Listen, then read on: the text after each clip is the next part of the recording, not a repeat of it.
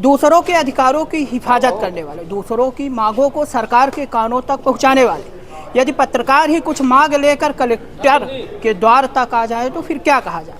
मेरे साथ ही ये श्रमजीवी पत्रकार के संगठन के लोग हैं जो अपनी कुछ मांगों को लेकर आए हैं, और ये मांगे आज की बनी बनाई नहीं है कि उठे और चले आए। ये मांग कई महीनों पुरानी है। कभी मुख्यमंत्री मोहन यादव ने खुद इस पर अमल करने की बात कही थी, लेकिन आज तक उस पर अमल नहीं किया गया, जिसके बाद थक हार कर एक बार फिर से ये संगठन आज रीवा कलेक्टर प्रतिभा पाल को ज्ञापन देने आया। क्या है मांगे, कौन सी मांगे हैं और क्यों पूरी नहीं हो रही है, लोग मौजूद हैं, मैं बात कर लेता हूँ, जानने की कोशिश करता हूँ।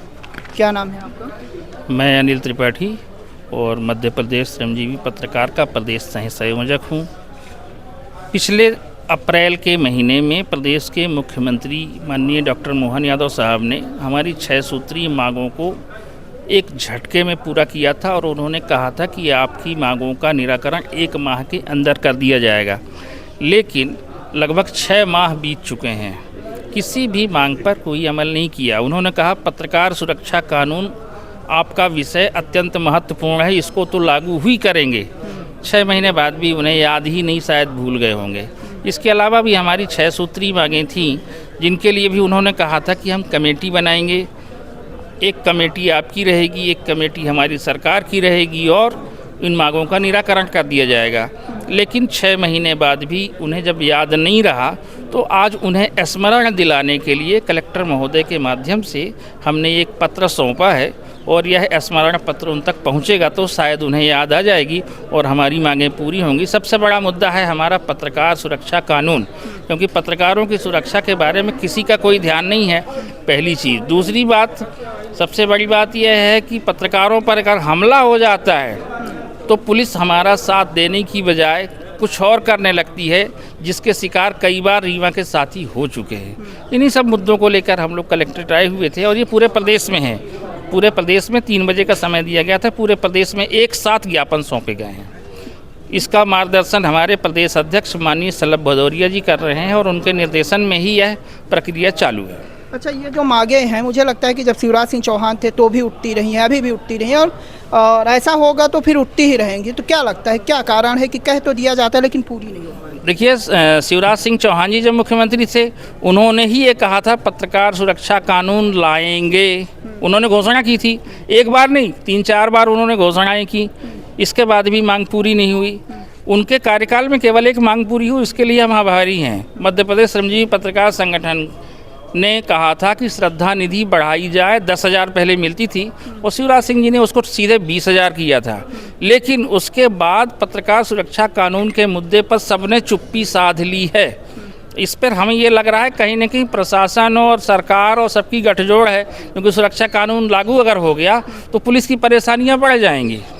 नहीं, लेकिन जो कुछ और लोग हैं, जो हमले होते हैं, ज़रूरी नहीं कि पुलिस वाले ही करें, कुछ ऐसे लोग भी होते हैं जो माफिया टाइप के, वो भी हमले करते हैं। तो ऐसे क्यों मांगे पूरी नहीं हो पा रही है? क्या हम लोग तो भ्रष्टाचार के खिलाफ आवाज़ उठाते हैं, उससे लोग प्रभावित होते हैं। उस कारण हम लोगों को जीवन का खतरा बना रहता है, इसलिए कि उनकी जो बदमाशियां हैं, बेईमानियां हैं, वो लोग हम उस सब चीज़ों पर हम लोग पर्दा उठाते हैं। इसलिए पत्रकार सुरक्षा कानून लागू होना अति आवश्यक है। मुख्य रूप से कौन कौन सी मांगे हैं? बहुत सारे मांगे हैं। ऑफिसों में जैसे बाबुओं को भ्रष्टाचार है, अधिकारियों को भ्रष्टाचार है, ये सब लोग हम लोग उजागर करते हैं। हम लोगों का यही मुद्दा है कि पत्रकार सुरक्षा कानून लागू हो जाए और मुद्दे हैं वो भी 6 सूत्रीय मांगे हैं, उसको तत्काल पूरा किया जाए। 6 सूत्रीय मांगों में मुख्य रूप से कौन कौन सी मांगे हैं? जैसे सुरक्षा कानून, इसके अलावा और कौन सी मांग? एक तो श्रद्धा निधि जो बढ़ाई गई अधिमान पत्रकारों के लिए, इसका सरलीकरण होना चाहिए। और जो मध्य प्रदेश या देश में टोल प्लाजा है पत्रकारों को, क्योंकि पत्रकार जो है तो समाचार के कवरेज के लिए जाते हैं, उनसे भी टोल वसूला जाता है, तो वो निःशुल्क किया जाए। ये सब मुद्दे हैं और इन्हीं मुद्दों को लेकर मध्य प्रदेश श्रमजीवी पत्रकार संघ माननीय प्रदेश अध्यक्ष दद्दा शलभ भदौरिया जी के मार्गदर्शन और नेतृत्व में हर 3 महीने में हमारी प्रांतीय कार्यकारिणी की बैठक होती है। उनमें उन मुद्दों को रखा जाता है। जो मुद्दे पूरे होंगे उसमें सरकार को या प्रशासन को हम धन्यवाद, आभार ज्ञापित भी करते हैं। लेकिन हमारा प्रमुख मुद्दा है पत्रकार सुरक्षा कानून। तो ये सरकार से आशा है कि वो लागू करे। यदि नहीं करते हैं तो हम लोग माननीय दद्दा शलभ भदौरिया जी के नेतृत्व में अग्रिम जो रूपरेखा होगी उसको तय करेंगे। नहीं, सुरक्षा कानून में क्या आप चाहते हैं कि क्या अलग हो? अभी हमले होते हैं तो एफआईआर तो हो जाती है, क्या अलग क्या हो? एफआईआर नहीं हो जाती। बहुत से ऐसे मुद्दे हैं कि जो प्रभावी हैं, माफिया हैं, वो लोग पहले से पुलिस या प्रशासन से साठगांठ करके पत्रकारों के खिलाफ ऊपर उल्टा मुकदमा लगवा देते हैं। तो ये है कि पत्रकार सुरक्षा कानून होगा तो पुलिस अनावश्यक पत्रकारों को परेशान नहीं करेगी। यदि उनके द्वारा कोई अपराध किया गया है तो उसकी विधिवत जांच उच्च अधिकारी डीएसपी स्तर के अधिकारियों द्वारा की जाएगी, तभी मामला पंजीबद्ध हो। डीजीपी भी और सरकार भी हमेशा कहती है कि पत्रकारों के खिलाफ एफआईआर सीधे न पंजीबद्ध किया जाए। तत्कालीन गृह मंत्री नरोत्तम मिश्रा ने भी, हमारे इंदौर में पत्रकार संघ का सम्मेलन हुआ था, उसमें उन्होंने स्पष्ट निर्देश जारी किया कि किसी भी पत्रकार के खिलाफ अपराध पंजीबद्ध तब तक न हो जब तक उसको उच्च अधिकारी जांच न करें। लेकिन ऐसा नहीं होता है। पत्रकार बहुत कमज़ोर हैं, पर जब प्रशासन को काम होता है तो पत्रकारों का उपयोग करते हैं। उनकी खबर नहीं छपती तो बिलबिलाते हैं। तो हम लोग ये मांग है कि हमारे सुरक्षा का भी व्यवस्था हो। हम यदि आपका साथ दे रहे हैं, यदि हम चौथे स्तंभ हैं तो चौथे स्तंभ की सुरक्षा होनी चाहिए।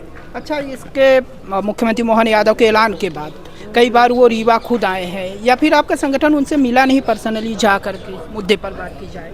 रीवा में मैंने खुद भी 3 बार ज्ञापन दिया उनको इस मुद्दे पर, और प्रदेश की हमारी जो भोपाल की कमेटी है और प्रदेश इकाई के लोग जो हैं वो क्रमशः कई बार मिले। और मोहन यादव जी हमेशा ही बोलते हैं दिखवा रहे हैं।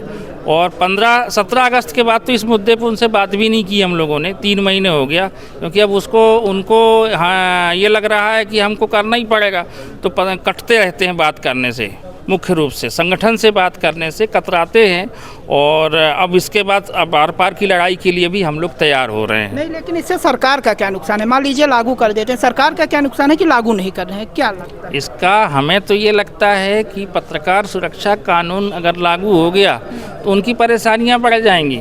माफिया जो है अभी जो है हमारे कई रीवा में भी कई पत्रकारों के खिलाफ मतलब गलत तरीके से मुकदमे कायम कर दिए गए थे, लेकिन उनकी जांच पड़ताल जो है लोकल स्तर पे या एएसआई करता है। जबकि नरोत्तम मिश्रा जी ने और उसके पहले भी सामान्य प्रशासन विभाग ने सर्कुलर जारी किया था कि किसी भी पत्रकार के मामले में डीआईजी स्तर का अधिकारी अनुमति देगा और एसपी रैंक का अधिकारी उसकी जांच करेगा। उसका भी पालन नहीं हो रहा है। और सबसे बड़ी बात यह है कि जो पत्रकार हैं, आप अपने आप पर भी लीजिए, आप खड़े हैं अभी और अगेंस्ट में किसी के बोलेंगे आधे घंटे बाद 1 घंटे बाद वहाँ पे तो कुछ नहीं, लेकिन उसका जवाब करारा जवाब मिलता है कई बार। तो इस पर कानून लागू होना ही चाहिए। आपकी मांगे पूरी नहीं होती तो फिर अगला कदम क्या होगा? अगली रणनीति, अगली बैठक होगी हमारी, बैठक में रणनीति तय होगी और माननीय प्रदेश अध्यक्ष शलभ भदौरिया जी और हमारी प्रदेश कार्य समिति है जिसमें मैं भी शामिल हूँ, उस बैठक में रणनीति तय की जाएगी। और रणनीति इस बार ऐसी बनेगी जिसमें मुख्यमंत्री को स्वयं आना ही पड़ेगा। अच्छा, इस श्रमजीवी जो संगठन है, कितने लोग इसमें पत्रकार हैं? रीवा जिले से हमारे इस समय 80 मेंबर हैं रीवा में, और पूरे प्रदेश में लगभग 10 से 11 हज़ार मेंबर हैं।